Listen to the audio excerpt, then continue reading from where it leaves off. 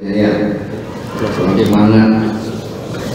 Assalamualaikum warahmatullahi wabarakatuh.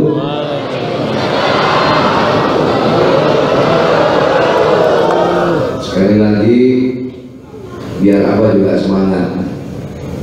Assalamualaikum warahmatullahi wabarakatuh.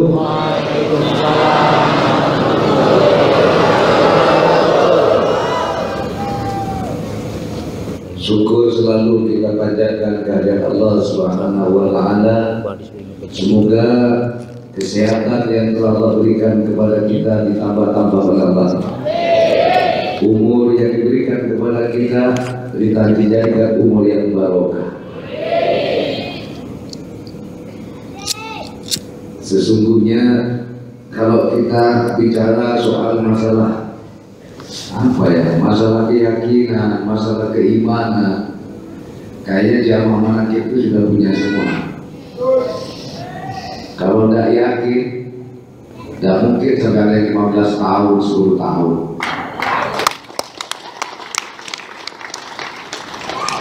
Kalau dibilang tidak istiqomah, tidak mungkin sampai bertahun-tahun. Betul nggak? Betul. Lalu apa yang harus kita sampaikan? Jadi bingung kan? Ya, karena saya nggak pidato, saya nggak ceramah, ya ngobrol aja lah. Ya, yang penting engkau senang, aku senang. Karena obrolan orang yang dicinta itu akan membuat semangat hati orang yang mencinta. Biar omongannya enak, biar pidatonya enak, dalilnya banyak. Kalau nggak cocok, tetap aja tidak enak. Ya kan? Betul. Biar ganti. Ya, kalau nggak cocok, ya biasa-biasa aja. Biar ganteng, kalau nggak cocok, ya biasa-biasa aja. Ya, biar kurang cakep dan lebih ganti, kalau cocok luar biasa. Jadi tergantung cocok dan tidaknya. Betul nggak? Hidup ini demikian pula, ya. Kalau kamu merasa cocok dengan hidup dia enak. Kalau kamu merasa nggak cocok, dia nggak enak. Betul nggak? Biar susah kalau cocok enak. Biar enak kalau nggak cocok, ya nggak enak. Ngaji di sini kalau cocok ya enak. Kalau nggak cocok ya nggak enak. Enak dari mana? Duduknya tempatnya batu, angin-anginan, hujan berhujanan. Tapi kalau cocok, ya enak aja. Jadi kuncinya hidup ini bagaimana kita merasa cocok dengan hidup ini. Bagaimana kuncinya hidup berumah tangga supaya harmonis, ya bagaimana kita cocok dengan pasangan kita. Udah sering bilang, kalau udah gak cocok, ngapain dipertahankan?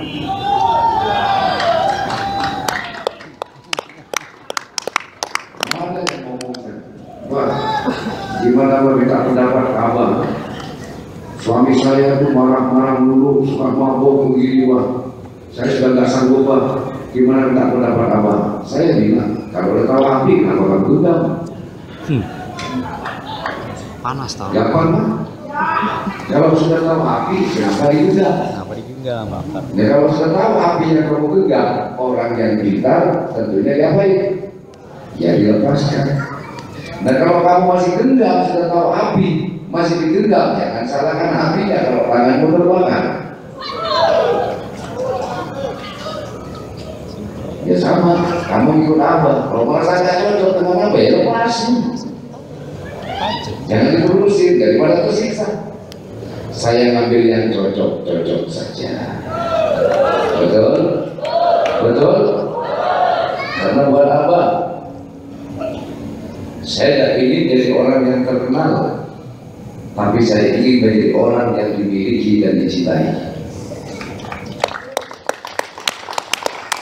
Saya ingin menjadi orang yang dicintai, dimiliki dan dicintai. Tidak ingin jadi orang yang terkenal. Apa artinya dikenal 250 juta rakyat Indonesia? tapi gak merasa memiliki dan mencintai, ya gak ada apa-apanya, biasa-biasa aja. Biarkan cuma 10 orang, 2 orang, 1 orang memiliki dan mencintai kita, hidup ini akan lebih terasa. Apa artinya banyak amalan? Amalan ini sekian ribu, amalan ini sekian ribu, kitab ini rontok. Tapi kalau tidak dimiliki dan dicintai Allah, apalah artinya amalan? Artinya apa? Apakah kamu ingin memperbanyak amalan? Apa kamu ingin memperbanyak ibadah? Apa kamu ingin memperbanyak suatu perbuatan yang menyebabkan Allah memiliki kamu dan mencintai kamu? Betul? Betul atau betul? Orang ahli ibadah kadang timbulnya ego, sok. Mentang-mentang dia sholatnya rajin, mentang-mentang sholatnya tidak pernah putus, maghrib sampai sambung isya, kadang subuh sambung ke sholat duha. Kadang ketika melihat orang lain sholatnya telat, melihat orang lain tidak sholat, kadang memandang sebelah mata sambil bercibir, merasa dirinya lebih dekat dengan Allah. Betul kan? Betul. Betul apa kan? Betul, Pak. Kadang semakin orang ilmunya tinggi, kalau tidak punya fondasi yang kuat, kadang menambah hijab, menambah penghalang kepada Allah. Percaya atau tidak? Percaya. Ya percaya, ya tak percaya sama Allah. Kamu juga tidak masih percaya kok. Betul?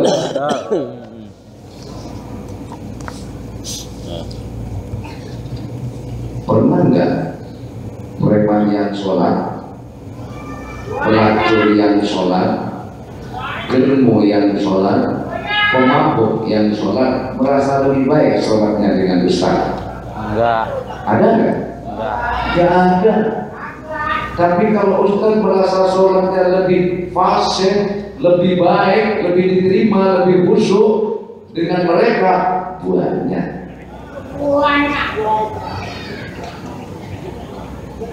Lalu apa kesimpulannya? Siapakah orang yang baik? Siapa? Siapa orang yang baik itu? Oh, orang yang baik, orang selalu banyak berbuat baik, belum tentu itu baik. Ya kan? Kamu tahu perasaan orang, kamu tahu hati orang. Orang yang baik adalah orang yang tak pernah merasa dirinya lebih baik dari orang lain. Itulah orang baik. Betul. Benar ya, benar. Orang yang tak merasa dirinya lebih baik dari orang lain, orang yang tak merasa dirinya lebih mulia dari orang lain, orang yang tak merasa dirinya lebih hebat dari orang lain, itulah orang yang baik. Karena dirinya tak merasa lebih tinggi dari orang lain, dia tidak akan mau menyakiti hati orang lain. Betul nggak? Betul banget. Orang nggak adik lebih kakak, yang lebih kecil lebihnya besar. Yang banyak itu yang besar lebihnya kecil, karena dirinya merasa lebih besar. Betul? Betul nggak dirinya? Ada nggak badannya yang lebih besar dicubit oleh yang badannya lebih kecil? Biasanya suka bahasa Jerman ancang-ancang, apa ya, ngeledek, itu yang lebih besar biasanya itu.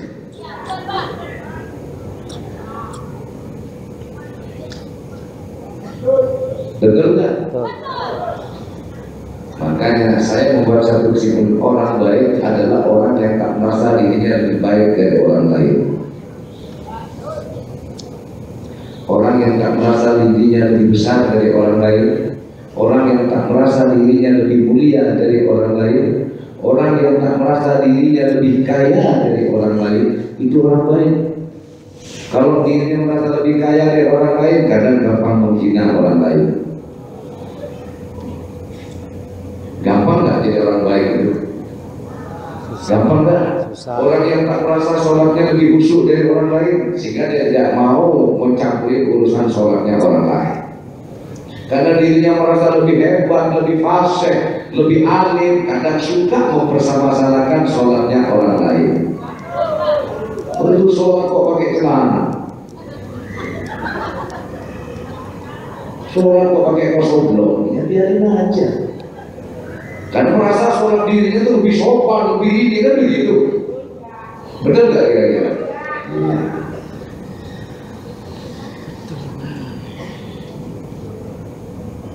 Gampang ya. Sama orang yang tak merasa lebih benar dari orang lain. Suami istri kalau sudah berebutan benar, itu pasti berantem deh.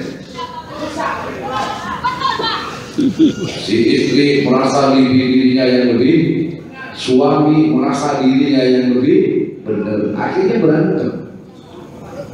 Makanya istri tidak usah merasa lebih benar dari suami, walaupun tindakannya itu sebenarnya lebih benar, gitu loh. Suami juga begitu, tidak usah merasa lebih benar daripada istrinya, ya. Tapi bagaimana kita saling menghargai, betul? Betul apa betul? Betul apa enggak? Istri menghargai suami. Kenapa? Karena dirinya tidak merasa lebih benar, lebih ini daripada suaminya. Orang merasa di bawah itu lebih mulia ketimbang orang yang merasa dirinya di atas.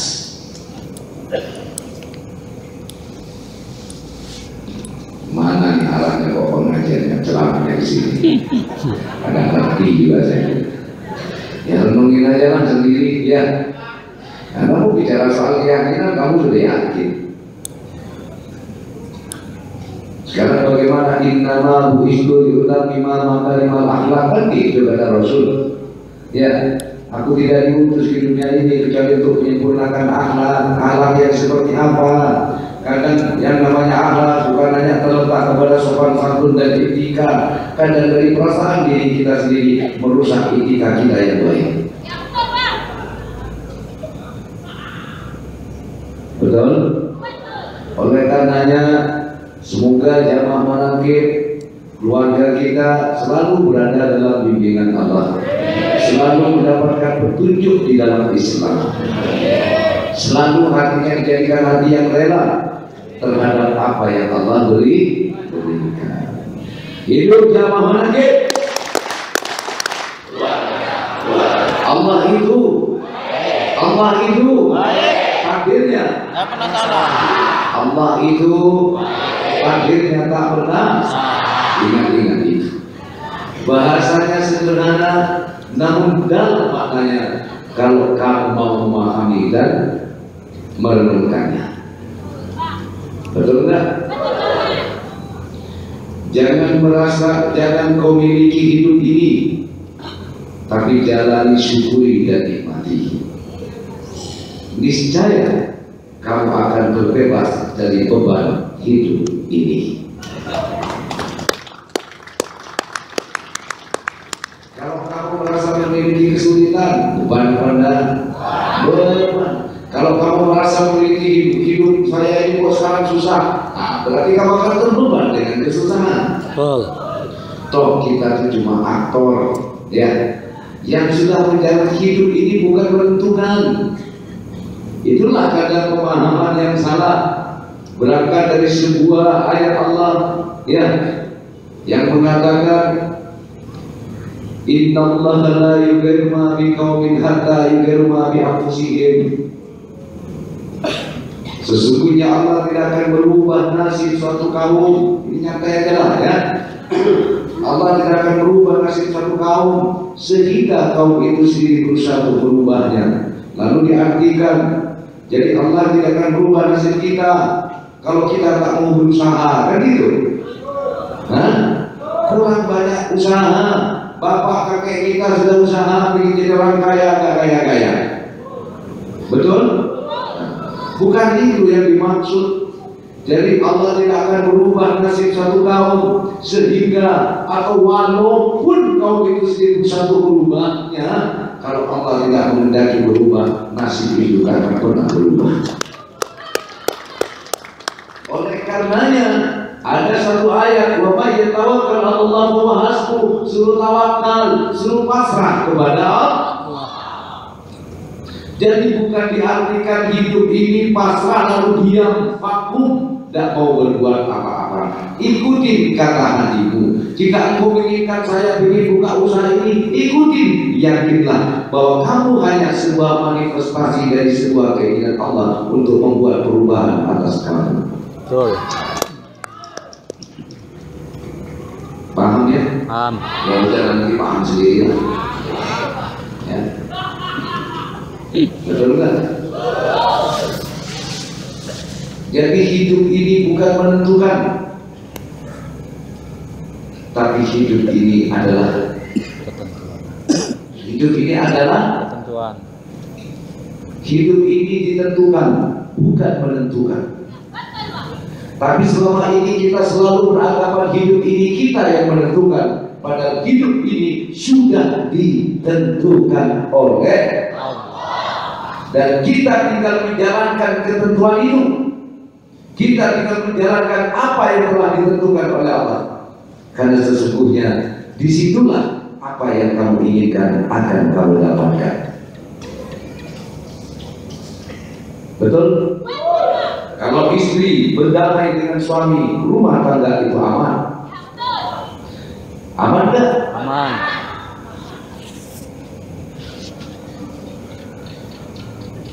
Lanjut. Lanjut. Lanjut. Hidup zaman mana lagi? Allah itu Baik. takdirnya tak pernah Salah. Kisah yang ketinggalan.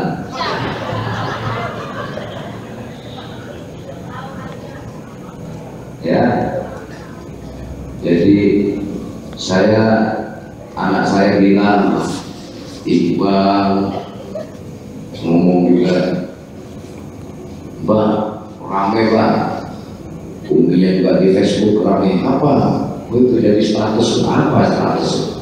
Saya nggak tahu namanya status itu. Allah itu baik, takdirnya tidak pernah salah. Nah, berarti jangan cuma dibuat satu kata-kata, ingat dan ingatlah selalu. Ketika terjadi sesuatu yang tidak kamu inginkan, katakan dengan yakin, Allah itu baik, takdirnya tidak pernah salah.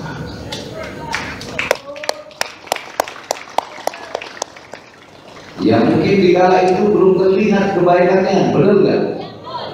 Satu contoh, apa sudah jatuh cinta kelas berat dengan yang namanya si Anu itu, ya kan? Sampai apa ditinggal kawin, betul nggak? Sakit banget waktu itu, karena belum tahu kalau Allah itu baik. Ya, iya kan? Karena apa yang kita inginkan kok malah yang terjadi seperti itu, betul nggak? Kau yang berjanji, kau yang mengingkari, kau yang berjanji, kau yang mengakhiri, betul nggak gitu? Tapi setelah diperlihatkan kebaikan Allah, tahu saya Allah itu memang baik. Takdirnya tak pernah. Andai kan terjadi di kala itu, mungkin tidak ketemu sama kamu. Mungkin kamu tidak kenal namanya Junaidi itu siapa. Iya enggak? Makanya jangan pernah kamu protes terhadap apa yang terjadi, karena sesungguhnya pekerjaan Allah itu penuh dengan misteri. Betul? Pekerjaan Allah itu adalah misteri. Apa yang Allah berbuat atas kita itu penuh dengan misteri. Kita tidak tahu apa yang tersembunyi. Makanya jangan selalu suudzon, tapi tetaplah kamu husnudzon, walaupun sesuatu yang tidak kamu inginkan yang terjadi, maka husnudzonlah kamu terhadap apa yang Allah berbuat atas kamu, karena sesungguhnya Allah itu Maha Baik.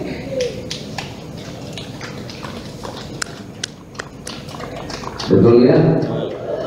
Ada yang sekarang punya hutang? Ada? Banyak. Oh. Ada Bang. Kadang Allah tuh membuat cerita. Gimana aja? Kamu dibuat punya hutang. Dibuat dulu punya hutang.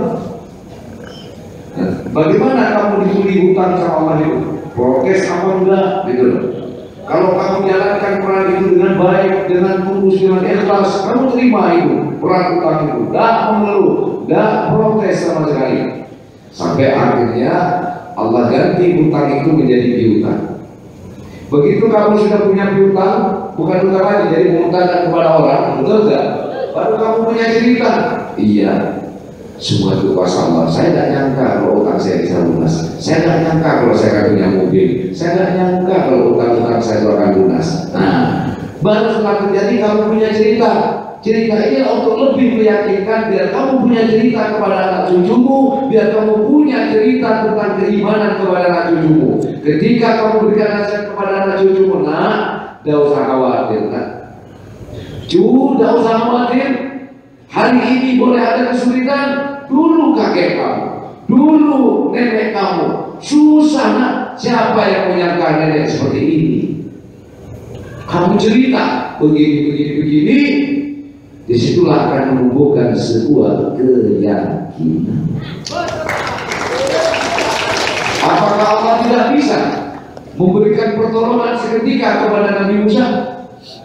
Apakah Allah tidak bisa memberikan pertolongan seketika kepada Nabi Ibrahim?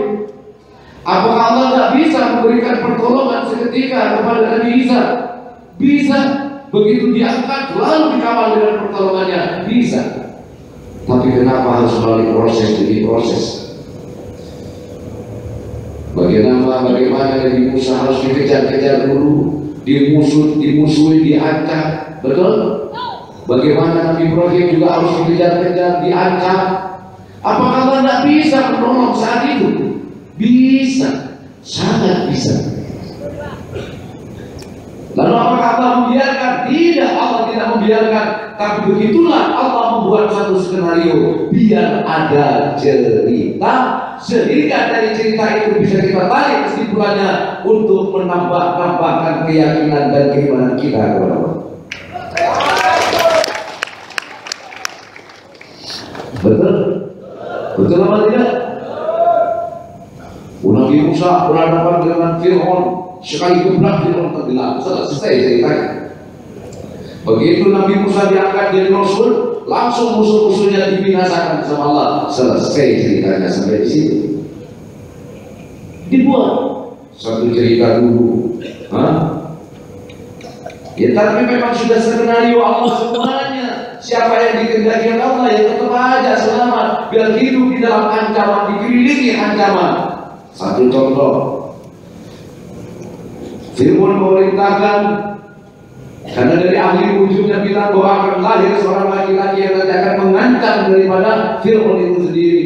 Sehingga Fir'aun memerintahkan seluruh bayi yang terlahir laki-laki digorong, alias dibunuh.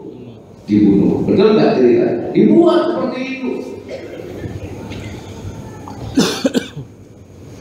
Nabi Musa sendiri begitu dilahirkan oleh ibunya, karena takut digorok malah dihanyutkan di sungai, diserahkan kepada Allah. Siapa yang membuat ide seperti itu? Pertanyaan saya, siapa yang membuat ide kepada orang tuanya Nabi Musa itu siapa? Ya tentu Allah. Dibuatlah ide seperti itu oleh Allah, dihanyutkan di sungai. Malah dipelihara macannya yang pada memakan. Betul nggak? Malah diambil oleh istrinya. Fir'aun dipelihara di dalam kerajaannya Fir'aun, malah dibesarkan oleh Fir'aun, yang mana anak laki-laki yang lain waktu itu dibunuh semua karena Fir'aun takut dirinya terancam. Betul? Justru yang mengancamnya malah yang dipelihara, bukankah penuh misteri? Misteri apa tidak? Sampai akhirnya Nabi Musa itu dikejar-kejar sama Fir'aun. Apa nggak bisa ditolong ketika itu? Bisa. Tapi kenapa dibiarkan dulu Nabi Musa dikejar? Disinilah kita harus mengambil hikmah dan pelajarannya. Dari Safa Marwah, benar nggak? Safa Marwah, siapa yang lari dari Safa ke Marwah lagi balik lagi siapa? Siti Hajar. Dengan cara apa diperlihatkan fata morgana, benar nggak? Seperti kayak air dalam Kausar lari ke sana, hilang, melihat ke Safa ada di Safa, melihat nyampe di Safa nggak ada, melihat ke Marwah ada di sana, terus bolak-balik, nggak tahunya akhirnya ada di telapak kakinya Ismail. Apa artinya itu? Dibuat dulu oleh Allah cerita, betul? Dibuat dulu cerita, dibuat Marwah siapa? Siti Hajar itu untuk berbuat. Kalau kata bahasa sekarang berusaha, kan gitu kan? Tapi bukan kemauan Siti Hajar berusaha, ditampakkan seperti itu. Kadang kau melihat hutang saya lunas ada di Arab, saya melihat hutang lunas ada di Malaysia, ada di Taiwan, ada di Singapura. Kau kejar ke Singapura, harapan lunas hutang. Betul? Untuk berangkat ke Taiwan, berangkat ke Singapura, berangkat ke Arab, sudah punya hutang dulu. Karena Bapak Bos punya hutang. Mari lagi ke sana. Pulang dari Arab ke sini, benar nggak? Hilang lagi di situ, cari lagi ke sana. Itu kehidupan. Padahal rezekinya ya di mana kamu berpijak, ya di situlah rezeki Allah berikan kepada kamu. Tapi ikutilah perjalanan terakhir itu. Setuju nggak? Allah bisa mengajak meresepkan kamu, gampang banget. Tapi kalau nggak dibuat cerita seperti itu, nah dalam alur cerita itulah Allah ingin melihat keseriusan kamu menjalankan perang itu. Tapi kalau kamu marah, kamu nggak terima, dikeluarkan dari perang PH itu kan keluar aja lah, kalau saya bermain film. Bener? Nih, seumpama saya membawa peran orang miskin di sebuah film atau sinetron. Skenarionya saya harus jadi orang miskin atau jadi orang kaya. Nah, ketika saya membawa peran orang kaya, diri ini merasa kaya enggak? Enggak. Merasa kaya enggak? Enggak. Kenapa? Kita cuma perlu dalam saudara. Begitulah ketika saya membelah satu contoh film Sunan Wali Songo. Yang jadi wali Songo itu kadang yang jadi Sunan siapa itu malah agamanya Nasrani. Betul enggak? Tapi kan peran skenarionya kamu jadi wali Allah. Jadi Sunan Kalijogo, ada Sunan Bonang, ada Sunan Muria, ada Sunan ini. Nah, mereka yang membawa peran itu merasa benar nggak dia itu sebagai wali? Kagak. Dia cuma membawakan peran sebagai Sunan di situ. Betul. Begitulah hidup ini sesungguhnya, wahai saudaraku. Kita tuh hanya membawa peran. Makanya yang jadi kiai gak usah merasa kiai deh. Itu cuma peran. Dan gak usah ngolok-ngolok. Yang bawa peran jadi bibir ulama.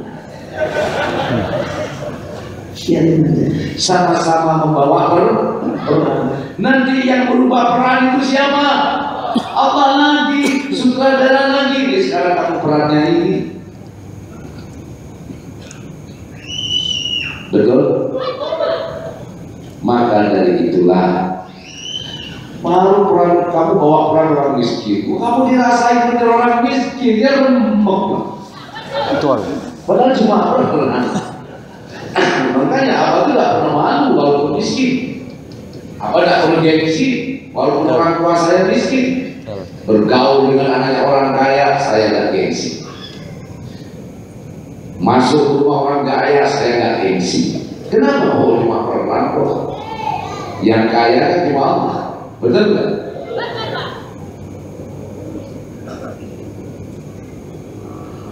Apa biar kumpul dengan kiai-kiai hebat nggak pinter apa? Biar apa nggak bisa ngasih kitab nggak pinter? Saya memang perannya begini peran saya.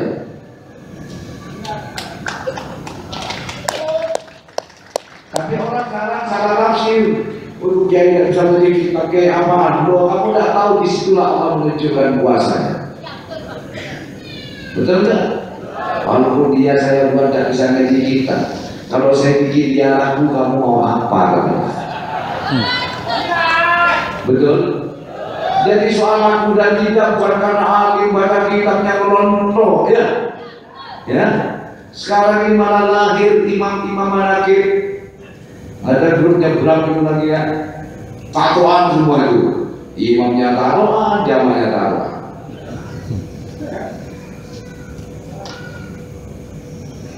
Biar pakai tato kalau laku. Biar pakai hati kalau nggak laku ngapain? Yang bikin laku itu siapa? Yang bikin orang tuh mau ngikut itu siapa? Hei, ngajak orang satu itu lebih susah ya ketimbang geret mobil. Percaya nggak? Nih orang satu tak taruh di mobil, di truk, nunggu sebentar ya. Begitu sejam, 2 jam, 3 jam nggak jalan-jalan, turun dia dari truk. Tapi kalau silinder, itu yang apa namanya? Mobil yang buat Palestina, tahu kan? Bukan, ya silinder itu dia, yang rodanya besi itu, ya. Diangkat, taruh di truk. Mau 1 tahun dia di truk nggak bakal turun dia. Susah, ngajak orang satu itu susah, apalagi ngajak orang banyak. Kalau bukan bagian pemberian dari Allah, Allah yang menggerakkan. Hei, kau yang merasa ustaz, kau yang merasa kiai, kau yang merasa punya jamaah, jangan besar kepala kamu, jangan merasa hebat kamu bisa dengan orang, kamu dan sama apa? Hei, imam-imam manakib lagi, jangan besar kepala. Walaupun kamu laku pengajian dari orang, jangan merasa hebat, jangan merasa keramat, jangan merasa hebat, kamu jangan. Kalau lagi buat laku semua kamu gak laku. Betul nggak? Ini sekarang kamu masih buat laku. Kalau besok dibikin gak laku, gak laku. Ya gak usah marah, tinggal koreksi aja kali sudah. Kalau gak laku barangkali lempernya sudah basi nih kali ya.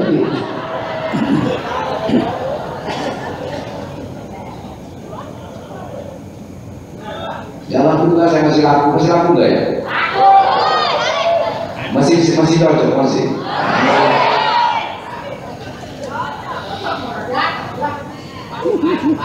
Jadi godaan paling berat, ya. Godaan paling berat itu ketika kamu laku, itu godaan paling berat. Kalau cuma digoda, dihina orang mampu menghadapi wajar. Dihina, diuji dengan kesulitan, mampu melewati wajar. Tapi ketika orang-orang datang menyerahkan diri atas kamu, ya, orang kaya, pejabat datang, para dermawan datang mendekat kepada kamu, disitulah kamu mudah untuk mendapatkan harta dari situ. Disitulah ujian yang terberat kalau kamu tahu. Di situ banyak yang gak lulus.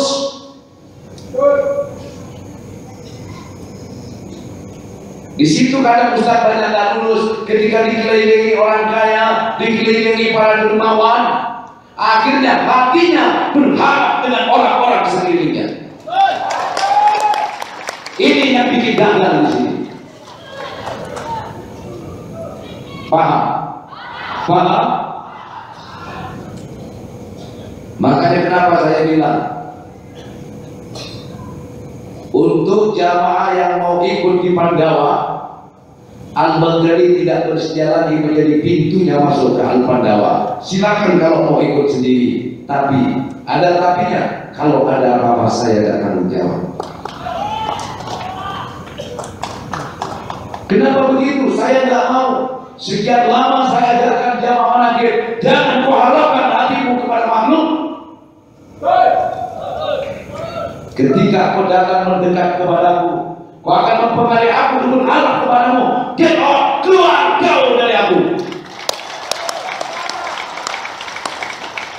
Miskin lebih bagiku adalah lebih baik, karena dengan kemiskinan hatiku tidak berharap kepada apapun kecuali hanya kepada Allah. Ini hadirin, ini ujian yang terberat. Ketika kita ditimpa dengan kesulitan, ya, hati sudah mulai berharap kepada makhluk. Seakan-akan dunia profit, harta itu adalah yang bisa menyelesaikan masalah kamu. Ini hal yang penafsiran yang sangat-sangat salah. Saya tidak mau melihat orang yang saya cintai terpeleset di dalam keimanannya ketika engkau telah mulai mabuk di dalam cinta. Paham ya? Biar kawan. Saya bersyukur kepada Allah. Karena Rasulullah bilang, jika kamu sudah mampu berdiri di depan pintu hatimu dan kamu telah mampu membongkar apapun yang masuk dalam hatimu, sehingga tidak ada satupun yang masuk di dalam hati dan rasamu kecuali Allah saja, di saat itulah Allah akan gadikan tarik kemuliaan di sekitar hatimu, dan Allah akan kirim jutaan tentara tauhid yang akan menjaga keimanan kamu. Sehingga sekecil apapun, sehalus apapun yang akan merusak keimanan, dia akan pudar dengan pedang tauhid itu. Maka kau yang ikut bersamaku, kau berada dalam lingkaran itu, maka tak akan kuizinkan siapapun yang akan merusak keimanan kau. Paham ya? Paham gak?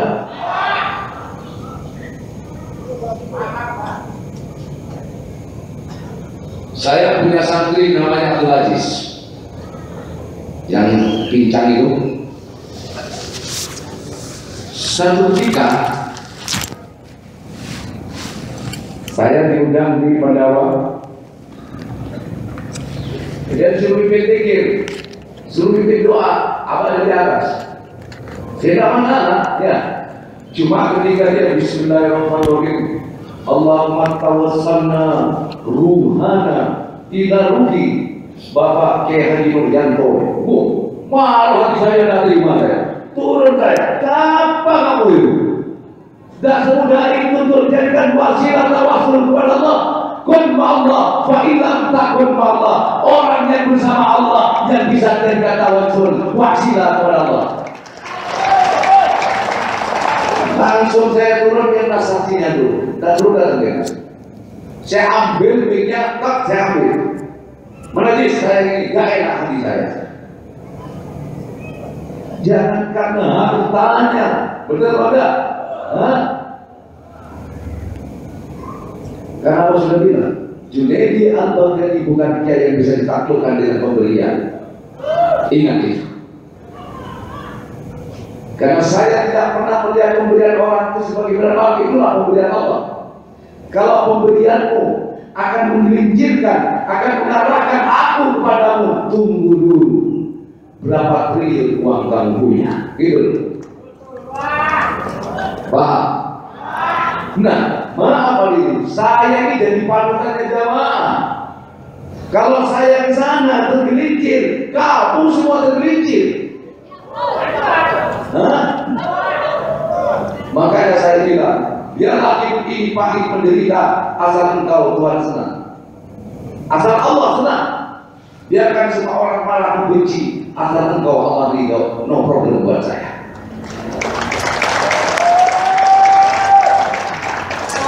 Apa artinya hidup senang? Apa artinya berlimpah harta? Kalau Allah tidak senang, buat apa? Katanya kisah hidup ini cuma sementara.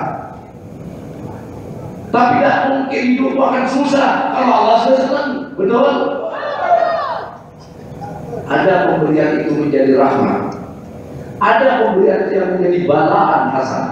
Ini yang kadang orang tidak bisa membedakan mana rahmat, mana bala. Ada rahmat min Allah, ada balaan hasanah. Balaan hasanah itu baik, tapi semakin dia menjauh, semakin tertutup hatinya dari kuasa Allah, semakin dia mengagung-agungkan dunia ini. Dengan hartanya, semakin beri hartanya, dirinya selalu merasa bisa. Saya merasa punya uang, apa yang saya mau saya bisa melakukan. Ini sudah salah. Ini kalau sudah terjadi semacam ini namanya balaan hasanah, bala tapi baik. Sehingga karena baiknya gak terasa kalau itu bala. Kamu punya uang banyak, dengan uang kamu merasa bisa. Dengan uang ini saya juga bisa. Mau apa saya bisa, yang saya punya uang. Ngerti gak mas? Dengan uang saya bisa apa-apa. Mau bentuk lautan, uang saya banyak. Dengan uang yang saya punya, saya bisa. Ini yang saya tidak mau. Dengan uang merasa bisa. Seakan-akan di mana Allah kalau begitu? Betul? Di mana Allah kalau begitu? Ketika Allah yang saya kagumi, Allah yang saya cintai, Allah yang saya imani, mau ditutup-tutupi dengan profit. Tunggu dulu, siapa kamu Sotoyogi? Betul? Betul? Hari ini bisa berjaya, besok dihancurkan sama Allah. Fatal besul, hatta yang kami sangat mudah bagi Allah wajib. Ini apa aja, nggak ada apa-apa. Kalau nggak ada apa, saya dengan Pandawa, saya nggak ada apa-apa. Tapi saya tidak mau jamaah Manakib tergelincir imannya hanya bersandar kepada profit, bukan bersandar kepada Allah.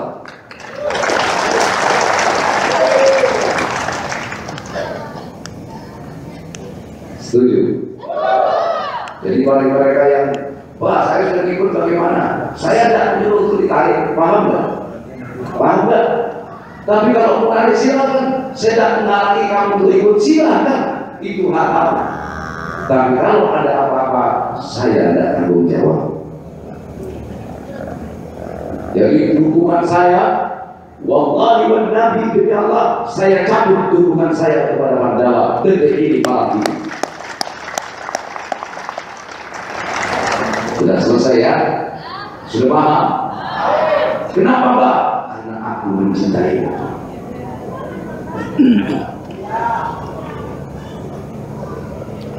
Karena aku mencintai.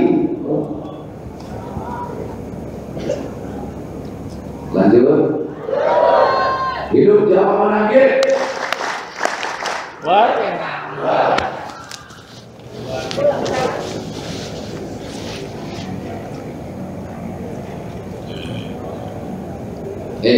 Lo itu kan apa bercerita? Apa minta Allah? Apa yang dikirim? Allah pernah berubah-ubah. Ya. Dulu kiblat ada di Mekah, benar nggak? Dipindah ke Masjidil Aqsa. Tadinya di Mekah, benar nggak?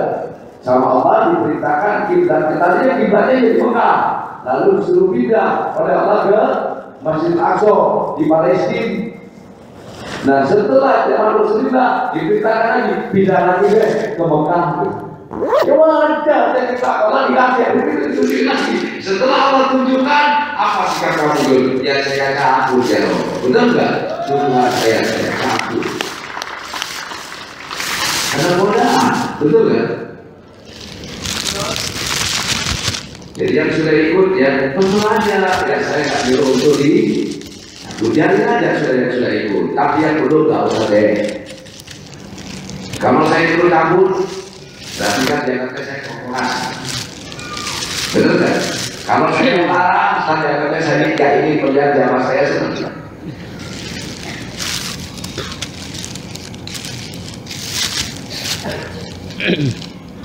Saya tidak mau jamaah Manakib itu imannya seperti ayam di dalam lumbung padi. Mesti ayam di dalam lumbung padi. Dia berada di lumbung padi, tetapi jangan kelaparan.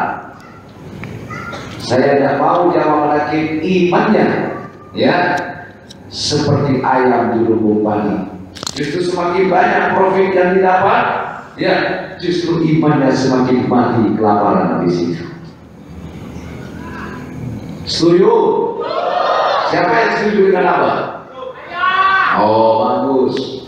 Berarti kamu orang-orang yang mencintai anak cucumu.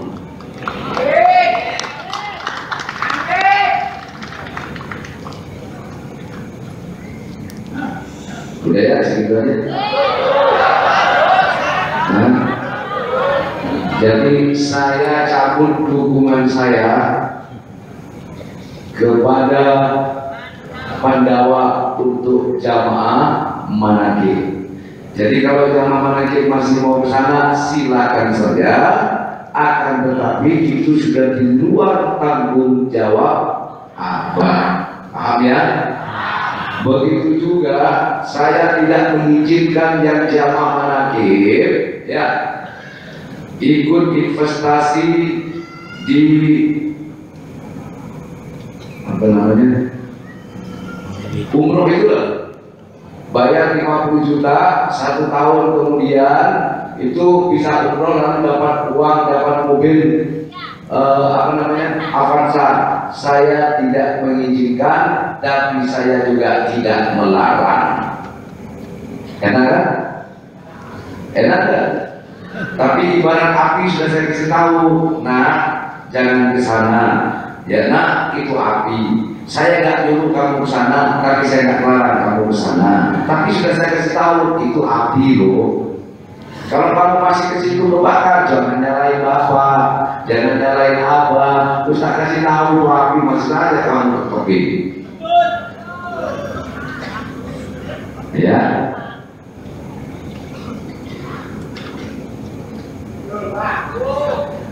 Masih banyak jalan lain yang Allah berikan kepada percaya. Ya. Amin. Allahumma Amin. amin. Allahumma Amin. Kalau semua harus konsekuen dong. Sebagai pemimpin, sebagai orang tua harus berani. Kalau nggak berani mengambil sikap, ya demi keselamatan anak-anak yang dicintai, begitu. Apa artinya anak tersenyum? Ya, seperti imannya bagaikan ayam di dalam lumbung, kan gitu. Itu hanya hiburan yang sesaat, paham? Hiburan sama dengan orang nonton film rame asik-asik ketika selesai cuma film. Begitu keluar secara lagi, paham kan? Paham kan? Cuma ini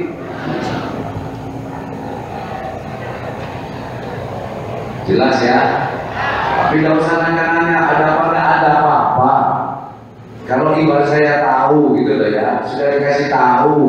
Yang jelas saya cabut dukungan saya tidak menganjurkan jamaah manakib ikut, tapi saya tidak melarang kalau kamu mau ikut. Tapi katanya Bang Nabi, waspada, waspadalah, waspadalah.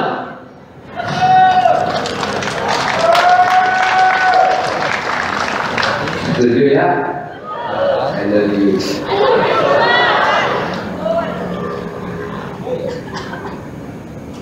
Ada yang ada? Berapa itu? 12.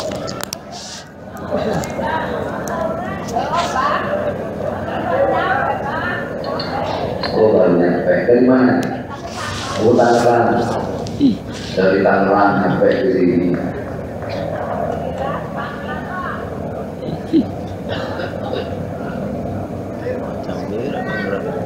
Apa bedanya langit biru dengan langit jiga? Gemilau cinta di langit biru, gemilau cinta di langit jiga. Apa beda? Ya gak ada bedanya, sama-sama di langit. Paham gak? Paham maksud apa? Apa bedanya gemilau cinta di langit biru dengan gemilau cinta di langit jiga? Sama baik kan? Sama-sama langit, jadi sama-sama ada langitnya. Cuma beda warna saja. Lu pikir-pikir sendiri aja deh. Pikir-pikir, ingat-ingat.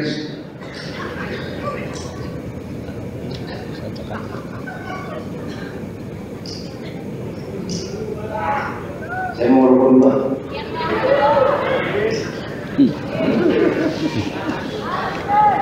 Ntar dulu, nyanyi gampang. Rasita ya. Tidak nunggulah. Ya kalau lagi sepanang itu rokok. Kita cair lagi.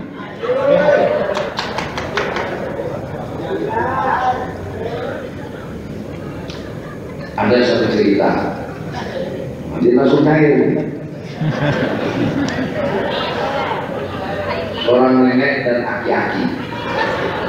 Nenek dan kakek-kakek usianya sudah lanjut semua. Yang namanya kakek-kakek lanjut ya. Satu ketika si kakek itu punya teman namanya Umar, tapi belum pakai kakek kemarin ini gitu. Datang si namanya Umar. Assalamualaikum, waalaikumsalam. Oh konek, oh man, masuklah man, masuk namanya. Gimana kabarnya mana? Baik kek. Terus dipanggil si kakek itu manggil istrinya, sayang, anak dia,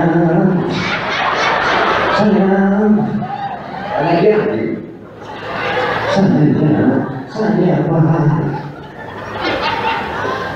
Sayang, ini teman kakek, ini teman bapak sayang, bikinin teh ya cintaku.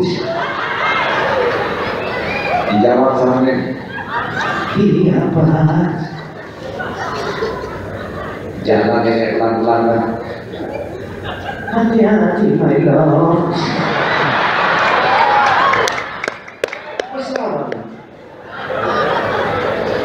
Akhirnya keluarlah si nenek membawa ini Pak, tehnya Pak. Terima kasih darling. Milo, sayang, ya, darling, si Umar dulu, apa salah? Akhirnya, Pak, saya mau bilang dulu ya Pak. Iya sayang, hati-hati Milo. Akhirnya nanya si Umar ini, Kek, saya cemburu Kek, saya ini. Kenapa kakek dan nenek sudah tua, tapi kenapa masih begitu mesra dan harmonis? Apa rahasianya Kek? Benar kamu ingin tahu rahasianya?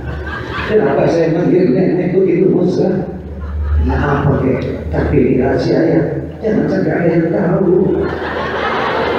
Iya Kek, rahasia apa Kek? Saya lupa nama nenek.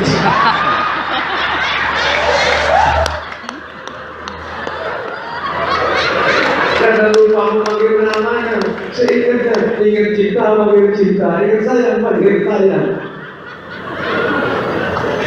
Ternyata pikun itu Allah baik juga ya. Jadi nanti hati-hati ya. Kalau suaminya kok tumben-tumbennya manggil sayang, jangan lupa nama saya.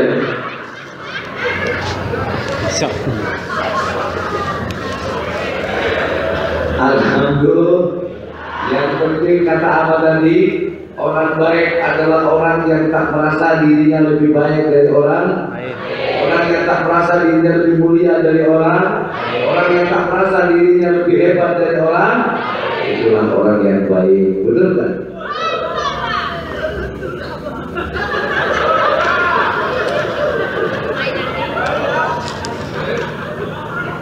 Ya daripada ngantuk, ya kan ngantuk ke zaman.